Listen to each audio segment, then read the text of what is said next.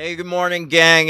You're jacked in to Buffy's Angels, and what a huge milestone this week as we hit a big turning point for the series, the surprise slash innocence two-parter that aired on consecutive nights back in January of 1998. Let's bring in my co-host, and he watched these for the first time yesterday. He watched Innocence for the first time. Let's hear from him. Logan, be a dare. Yeah, hey guys, what a week. What a week.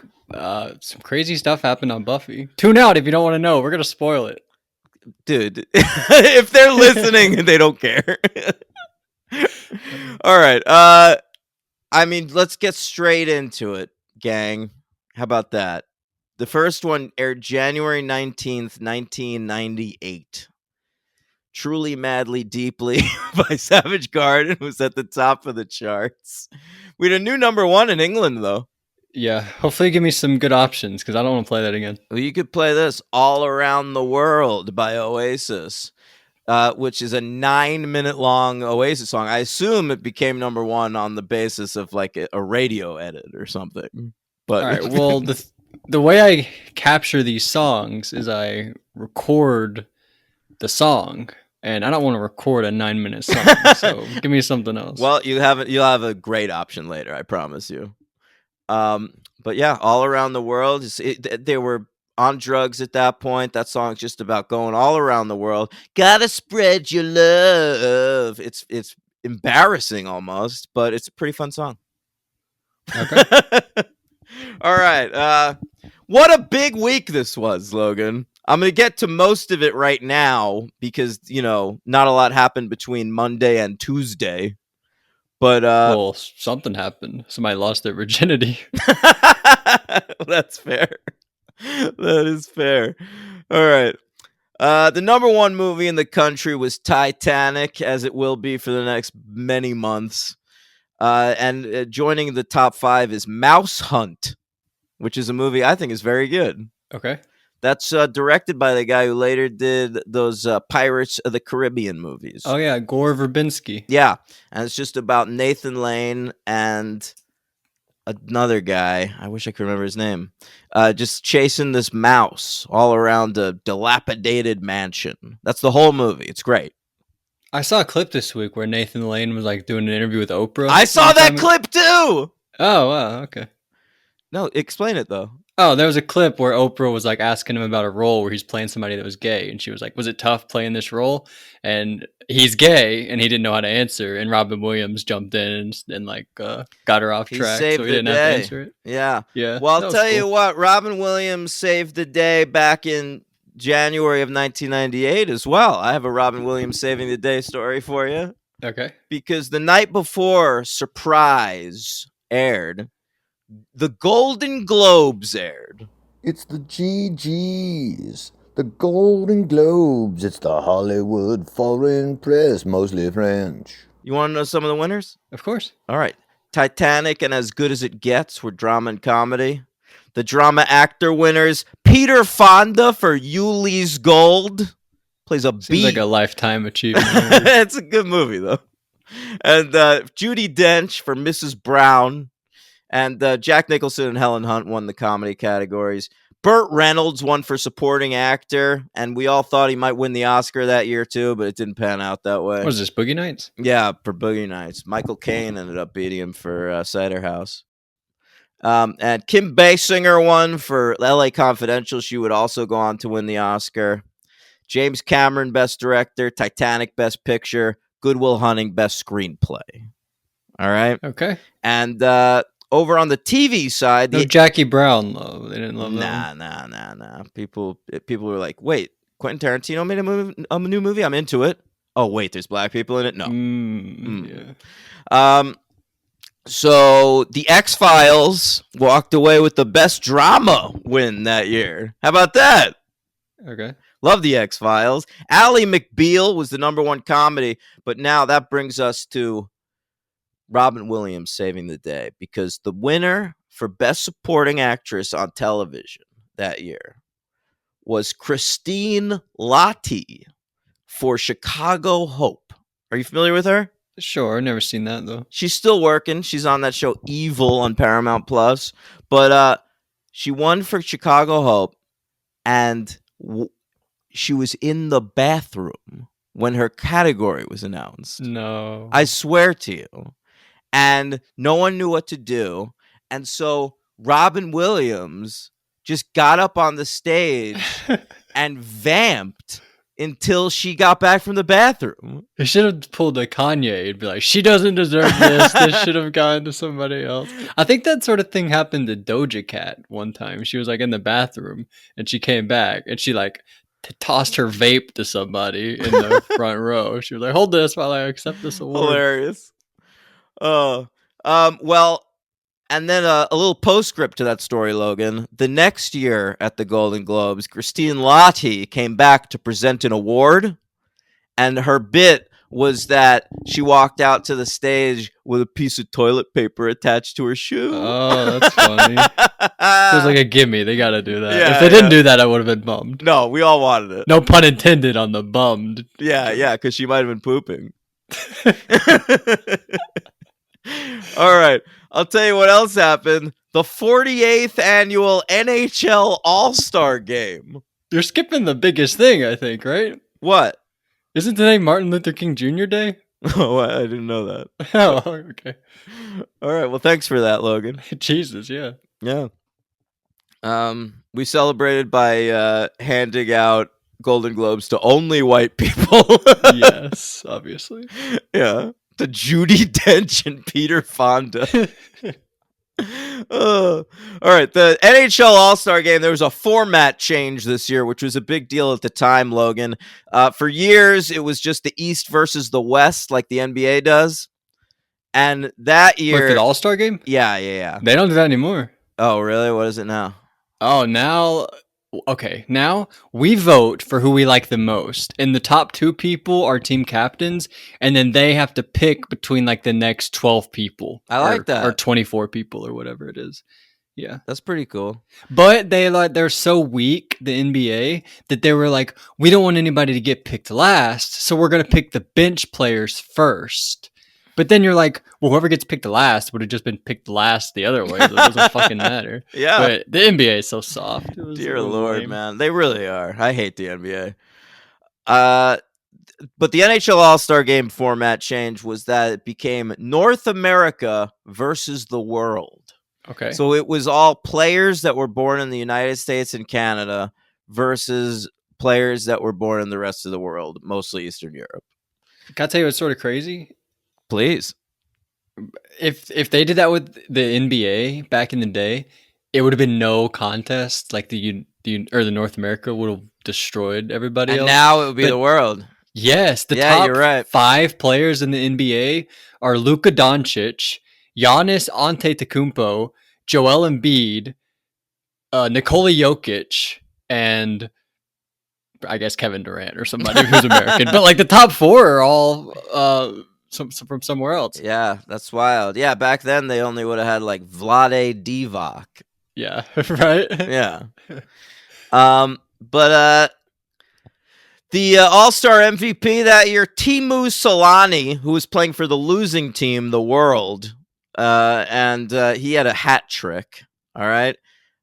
Keith Kachuk on the United States team scored 2 goals. And he has a Nepo baby son who plays in the NHL now on the Florida Panthers. Is he good? Yeah, he's good. But the game winner went to Marc Messier. Broke the tie.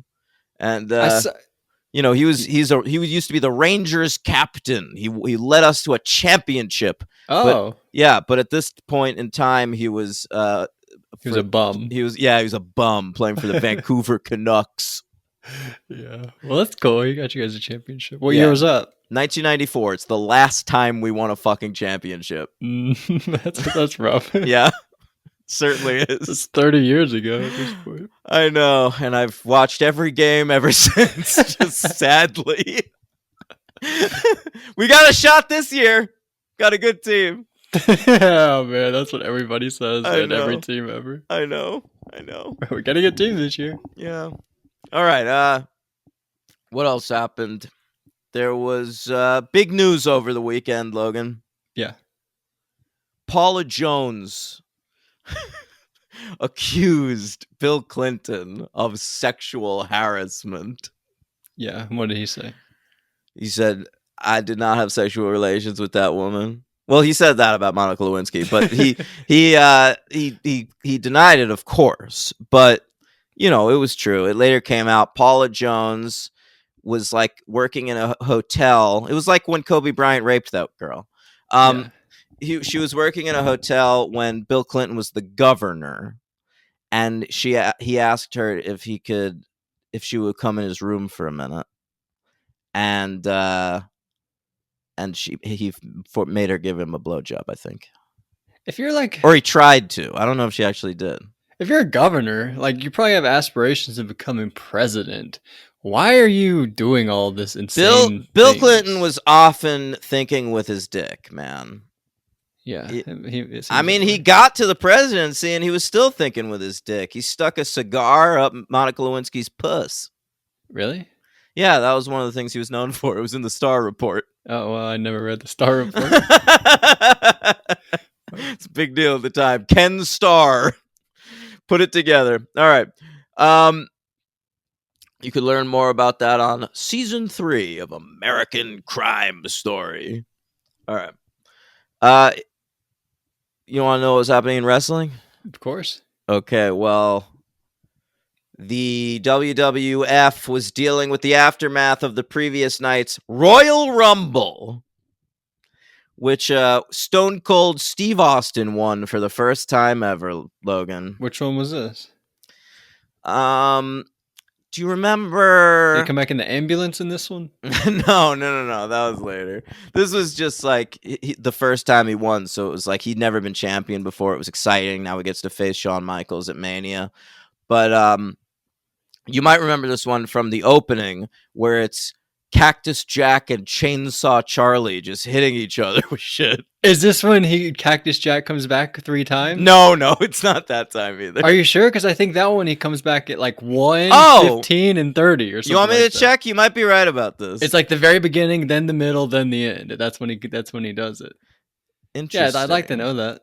I'll check for you because that is one of the all-time classic Royal Rumble. That was events. such a great bit that they Yeah. did that. There has to have been characters. Logan, that, yeah. you are correct. Holy shit! Yeah. Are there other characters with multiple personalities? They should do that more. Have them enter the Rumble as their other personalities. Oh, I couldn't agree more. Absolutely, they should. They should have done that with Kane, man. He used to play an evil dentist before he was Kane. Yeah, right. What was Dr. Isaac Yankum. That's right. EDS. Yeah. All right. But the big news that night, the headliner match was Shawn Michaels versus The Undertaker in a casket match, Logan. Sick.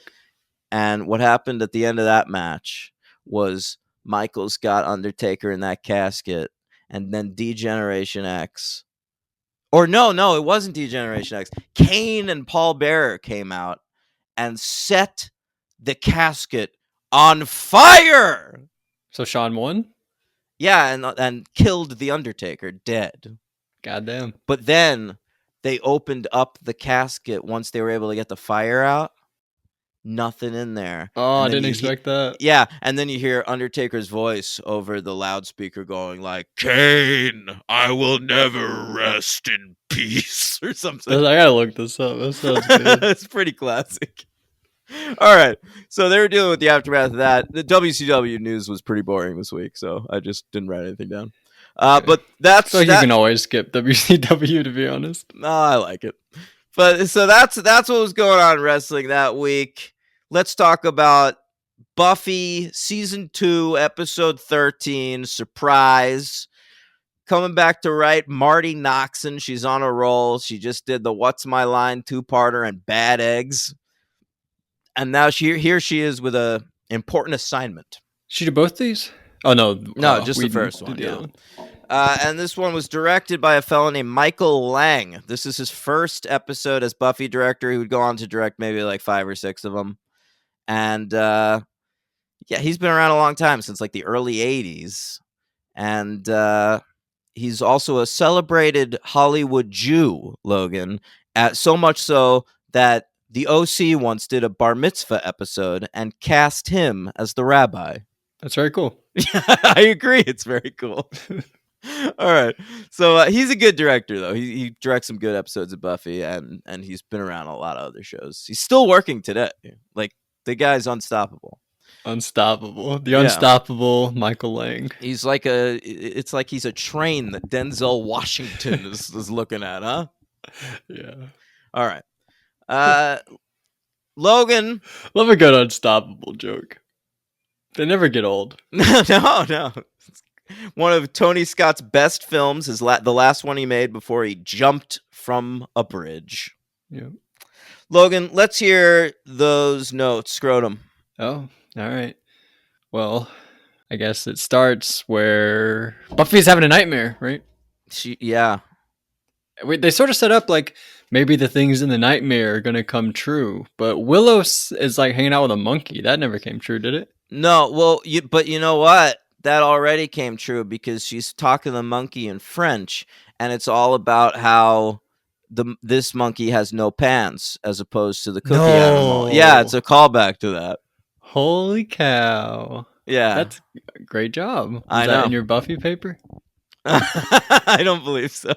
Eventually we'll get to something that was in your Buffy paper. I don't think there's a lot of shit. No, I've mentioned so shit before. Bullshit. Well, I'm bringing up everything, a bunch of good stuff that could have been in it every week. I'll tell you nope, wasn't in 3 to 5. I talked a lot about seasons 3 to 5 in my paper.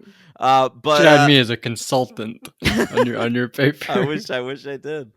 But the thing with Joyce dropping the plate and saying, "Are you ready? You sure you're ready, Buffy?" That does happen. That comes to pass. That does happen. And she sees Drusilla. She kills Angel, so she's obviously freaked out about possibly losing Angel in this episode. So she thinks she knows that Drusilla is alive because of that, and she's right.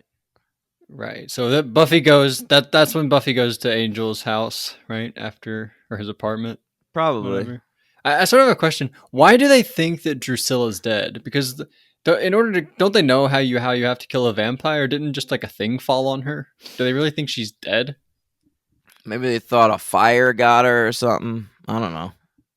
All right. It just suddenly hit me. They're like, yeah, she's dead, and I'm like, what? Well, why do they think that? I don't. Maybe just because they haven't seen him in a while, but they're recovering from their injuries, especially Spike, who's in a wheelchair now. Yeah, and he's got like a big scar on his face. Yeah. But he'll get better. He said, like, one day I'll get out of this fucking wheelchair and you won't bully me anymore. That's right. He's fun. I love Spike. Yeah. But what happens? Oh, they start smooching, and Buffy is like, I have to go to school because I'm still in high school. And they're kissing. And she says, what's wild is the second she says that, like, he starts kissing her even harder. Like, that was a turn on. Oh my God, my girlfriend has to go to high school. It's fucking hot. Yeah, you're sort of right. She has one line. She's like, God, you feel. And then they just keep kissing even more. Yeah. And he starts like smooching her neck. He's like really going for it at like 7:30 a.m. I guess. Well, but that's late night for him. Oh, right. He's like, it's bedtime for me. He's a creature she wants of the to night. see him at bedtime. They start talking about wanting to see each other. That's right. Start going to sleep together. So you were complaining last week about too much Buffy Angel smooches, but I hope you see now that it was setting stuff up. Yes, it was setting stuff up. Mm-hmm. You're right. So then they go to school. There's always just like go to school. Buffy's recapping Willow on what happened with Angel. I hope one day Willow is recapping Buffy on what happened with Oz. I hope so too. That would be nice. But I sort of like where their relationship's at. That's pretty good. Who? Willow and Oz? Willow and Oz, yeah. They have some great stuff in the next episode, yeah. I feel like all their stuff's been pretty good. They've really handled their relationship well. They know what I feel like they really know what they're doing with that. They're really like stringing you along with it. And Allison Hannigan and Seth Green had known each other since they were kids. They were both child actors. That's so cool. like they had a very lived-in chemistry. I feel like they sort of have some of the best chemistry of the whole series so far. Yeah, agreed. That's cool. I didn't know that. Mm-hmm. So what happened? Oh, Buffy, she sort of reveals like they start talking in like different language, but basically Buffy's saying like I want to do it with Angel, right? Yes. That's basically what she's saying. Wait, Willow, she talks to Oz. She invites him to hang Wait, out to go to the birthday in that party. scene, Willow has she tells she tells Buffy carpe diem. You said that to me once. Do you remember Yeah, when that happened?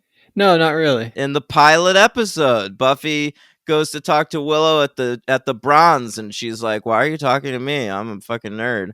And Buffy gives her the seize the day speech, and that's why she goes off with that vampire in the pilot. Okay, that's cool. Was that in your paper? Might have been. Okay. We more Xander Cordelia stuff. They're still going with that whole thing where so Xander. Oh wait! You skipped right over the Willow Oz thing. You said you mentioned. Well, I sort of it. started going, and then you interrupted. Well, you didn't interrupt. I was going back to the previous scene, I know. but yeah, the Willow Oz thing. I love that scene when Willow walks away. She goes, "I said date," and when she says that she's gonna say yes to him asking her out, and then when he asks her out, she says, "I can't." Yeah, I can't. It's Buffy's birthday. He goes, "I like that you're unpredictable." Yeah. That's funny. You're right.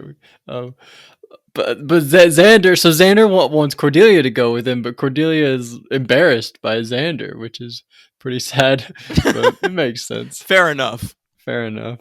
And is Cordelia like one of the most popular girls in school? Yes. Okay. But I feel like does she have other friends that she hangs out with? She's just in the library a lot of the time. Yeah, days. well, that comes to play at some point where like her friends are like, you're not with us anymore. Like, where have you been? But like, she does have friends. We met Harmony, who's gonna return at some point, and some others. Because high school is so political. If you're not like in it, like mixing and dealing the whole time, I feel like you're gonna lose your status. Well, I think, there's that scene in Out of Mind, Out of Sight where Cordelia tells Buffy that even when she's with her friends, like they're like trying to get on her good side so much that like she feels like she's alone. And I think that she's like developed more natural friendships with the folks in the library. Definitely. Yeah. So Xander, while he likes Cordelia, he still makes the joke about Buffy, where he's like, "Would you want a little birthday spanking? How does that sound, Buffy?" I loved that moment. He's still hitting on Buffy. So. Yeah, absolutely. There's that. Oh, remember that one vampire that was stealing in one episode? Dalton. What episode was that? That was. Couldn't remember. That was the one. It was like 5 episodes ago, something like that. 4 or 5 episodes ago. It might have. What the fuck episode was that? I don't know. I feel like if I checked, I could find it. But I'll look it up for you. All right, but he's there. He delivers a box to Spike and Drusilla. This is where we see Spike's in a wheelchair, and he's still pretty injured going through it. Indeed. Right?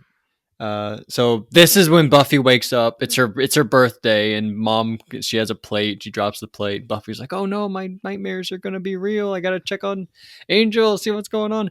By the way, what's my line? Part 1.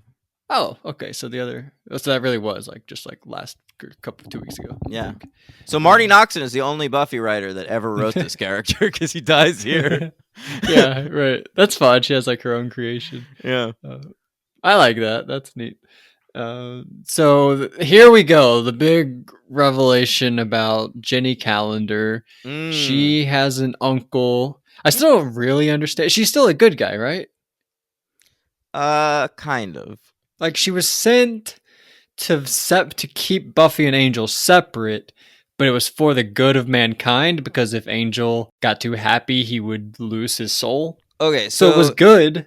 Yeah, so Jenny Calendar is a gypsy, part of the gypsy tribe. Like, remember the explanation for Angel's soul was that he had like murdered a gypsy girl, and then her tribe, the Kaldurash clan, they cursed him with a soul. Okay, right, and so she's in that clan. Jenny Yana of Kaldurash. Yes, Yana, I believe. Oh, Yana. But or it might just have been the actor's accent. But either way, she's a gypsy, and she was just sent to Sunnydale to keep an eye on Angel and make sure that he stays miserable. Right. Yeah. Which is good for the universe, but for Buffy's happiness, not so good. She's a good guy, but she's been lying to Giles and Buffy this entire time. Right. And we meet her uncle Enos, played by Vincent Schiavelli. Yeah, you like him? Yeah, he's a good actor. I recognized him. I remember when this aired for the first time. I was like, I've seen that dude and shit. I remember he's one of the circus people in Batman Returns. Oh, wow. Yeah, I feel like I sort of recognized him. Like if I looked, I'd probably see him in other stuff. But I don't like looking at the actors because I don't want to see how much they're in. But I have to say, you can look him up now. He fucking dies in episode 2. Oh yeah, you're right. He fucking wrote in blood.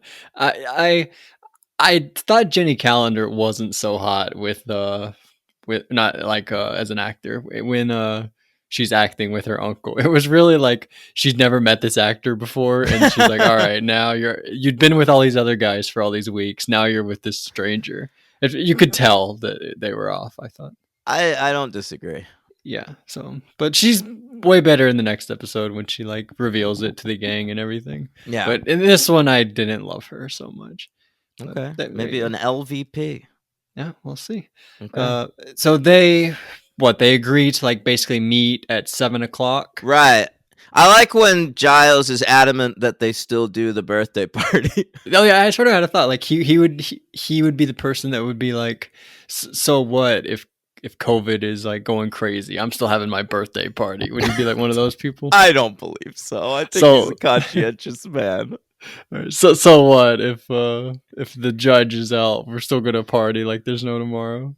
Giles would probably find like a magical spell that would shield him from germs, and he would just walk around without a mask.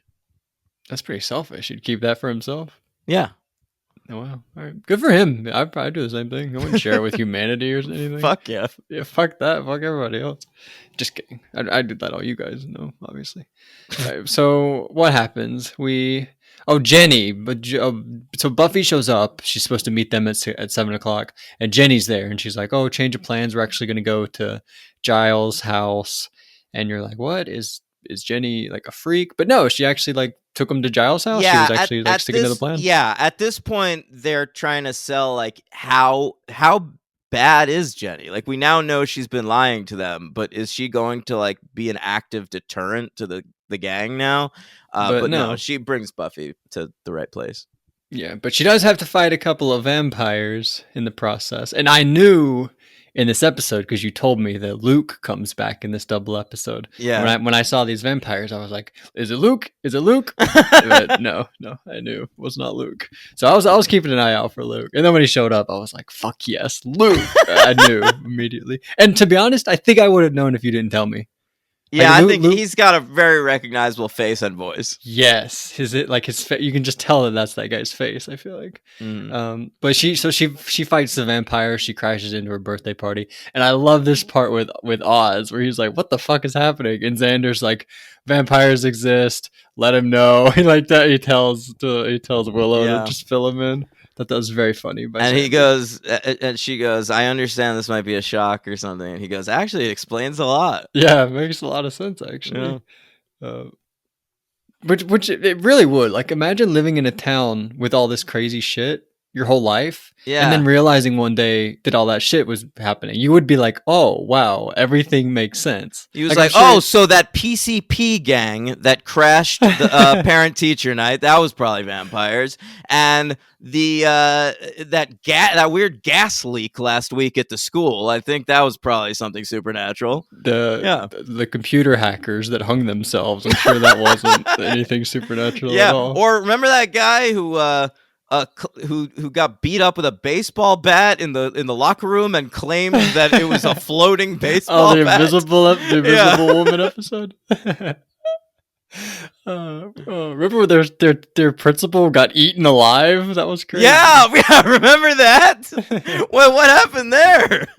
That was the hyenas episode. That was kind of fun. I do think about that one a lot. Whenever I go to place the episodes and I see, what was the name of that one? The Pack. The Pack. I'm like, that one was pretty fun. That one was pretty good. Yeah, bro. It had some style. Dodgeball. Oh, that's the dodgeball episode. I haven't thought about that since that episode, but that's great. And they all turn on the one guy on their team. Amazing. That's funny. So we learn about the judge basically, and he had an arm, and so Angel says, "I'm gonna take the arm and go dispose of it to some unknown location and just get it out of here." Right? Yeah. And Drusilla, she's a bully. What was that guy's name? Dalton? Yeah. She breaks his glasses. She's like, "You fucking failed us. You lost our package. I like that scene. I'm gonna break your glasses." I liked it too. And But then, she puts it back she on picks him up from the ground and puts him back on his face. That's so funny. Drusilla's great. Drusilla, by the way, She's in grown on tip-top you. You shape. weren't as into her at the beginning. Yeah, but she was like talking to her. I still don't really understand the little freaky animals, the puppets that she's got. The But dolls. she's really cool. Yeah. She's in great shape. Also, she's like wearing a dress, and she's like so strong. Yeah. I feel like she could beat any other vampire up. She's like the most menacing one. She looks aside from formidable. Angel. Angel's pretty good and jealous. Hey, spoilers. What was the spoil there? The Angels of... Oh, I guess he's been a vampire the whole time. Spoilers, guys. Angel's a vampire. I hate to break the news to you. So they go to the cargo ship and they're saying their goodbyes. Angel gives her a cute little ring. This is our first glimpse of the Sunnydale docks. We'll see those a few times over the course of the series. Sure. We see lots of firsts in this double. We go to like a movie. I guess we've been to the mall, right? But we sort of see, they like, set a up movie the theater. mall. Yeah, we see like the concessions of the movie theater, which We'll you really talk hadn't about seen that. before. We'll talk about that next episode. I got a lot to say about that movie theater. Okay, all right. So then the vampires attack. They steal the box back. Plan didn't go right. Yeah. You know. Oh wait, go back to the ring though. I cut you off on that. Well, I didn't really have anything. They were like symbols on it. They meant different things. And later she gets all sad when he turns. It's a colada ring, and the explanation that Angel gives to her has gotten me laid with Irish girls. Really? Yes, because I've been out with Irish girls, seen a colada ring on their fingers, and then started talking. I would just say the explanation exactly as Angel said it, and they're impressed. Do you ever reveal it's because of Buffy or no? I don't think ever once. You leave that one a secret. Yeah. That's great. That's really cool. Yeah. So, shout out to who? Marty Noxon? Yeah, thanks, Marty. I guess she introduced this one. So that's great. And this is also confirmation because Angel says that it's from his people. So it's confirmation that Angel's from Ireland. I don't think we knew that did we previously. not know that? Yeah. Okay, that's cool. I know he like spent time in Europe when he was like fucking shit up. We'll eventually see flashbacks to Angel in Ireland where we get to see David Boreanaz struggling with an Irish accent. That will be incredible. Well, what's better, his Irish accent or Colin Farrell's American accent? Farrell's. Yeah, he's like a real professional actor. Yeah. Well, Boreanaz is How too. dare you? Point, David really. Boreanaz has had a show on television every season since 1997. All right. He's one of the great TV actors ever, right? He goes from Buffy to Angel to Bones to SEAL Team with no wasted time in between. Incredible. And SEAL Team is still on.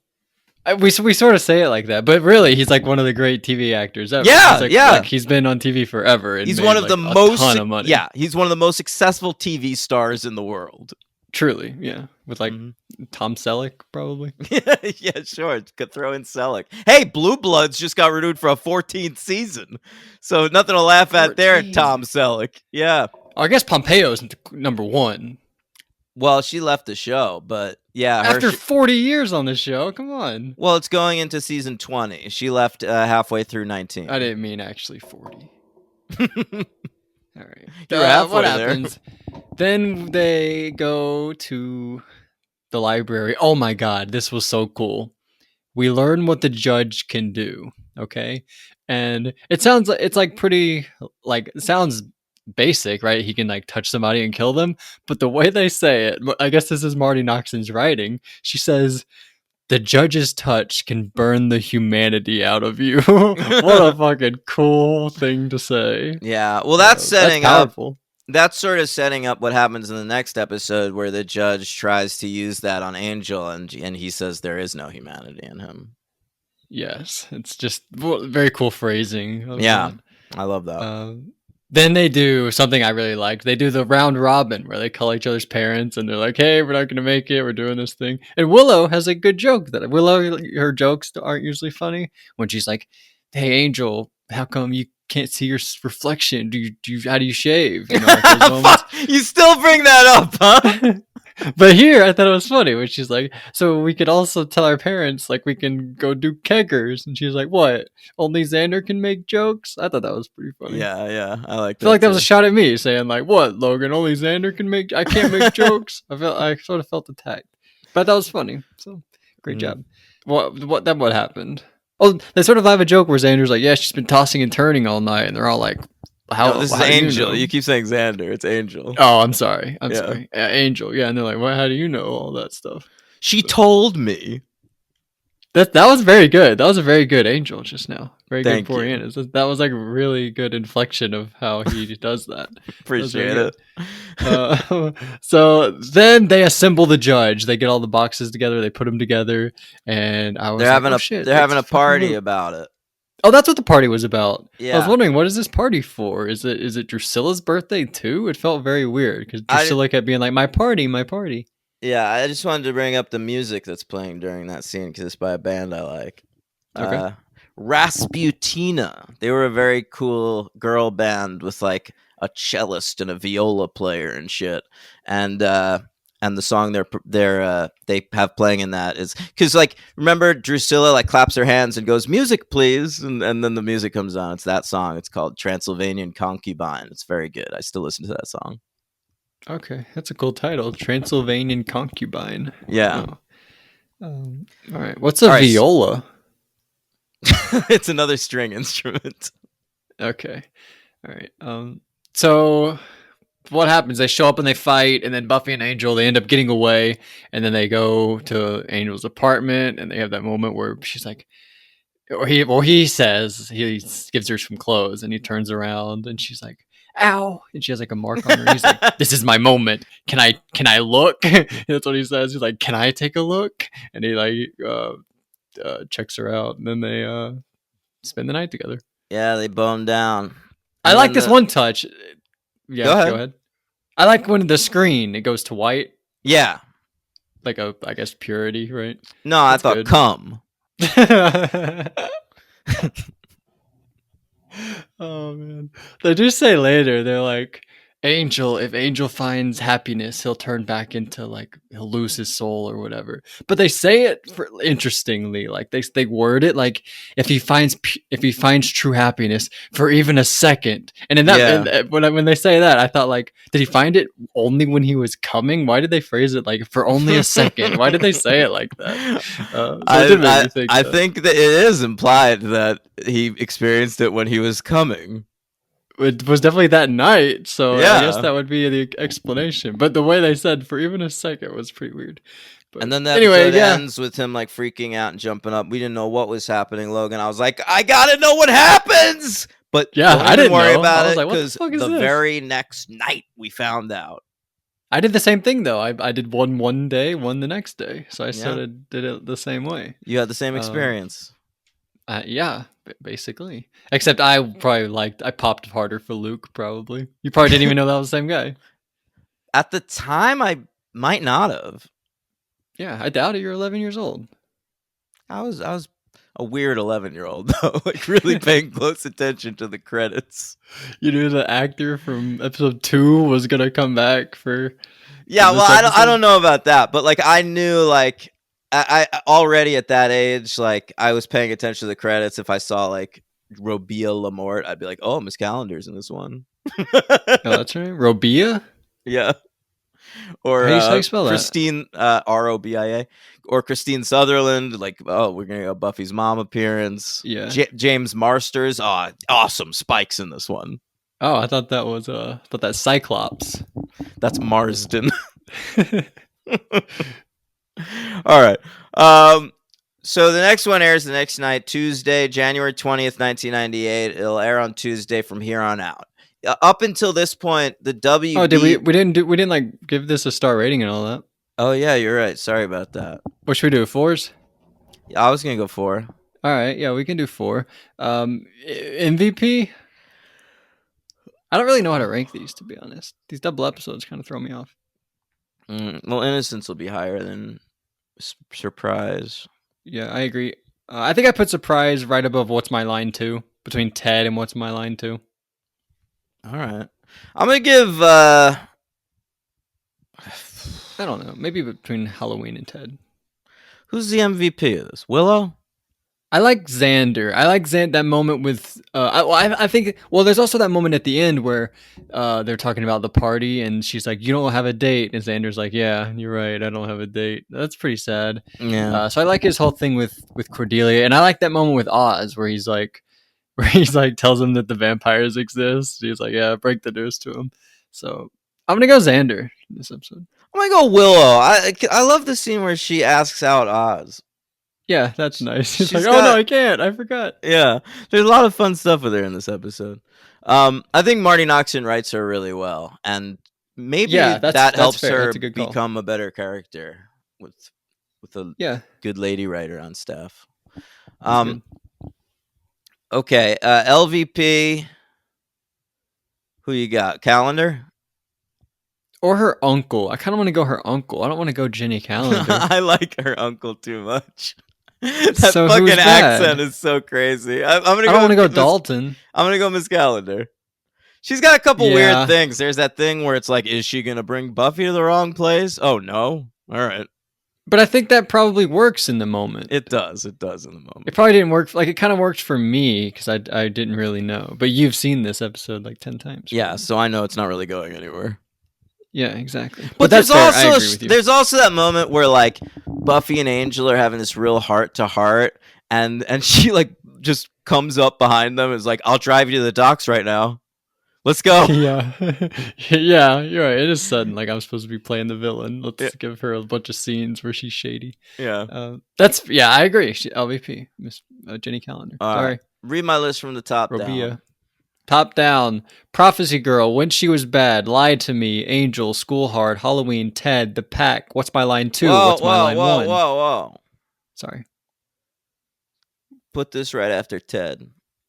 No. Between Ted and The Pack? No, put this between Halloween and Ted. Wow, that's exactly where I put it. And nice. even swapped it in my mind exactly the way you did it. Crazy. All right. Innocence. Here we go.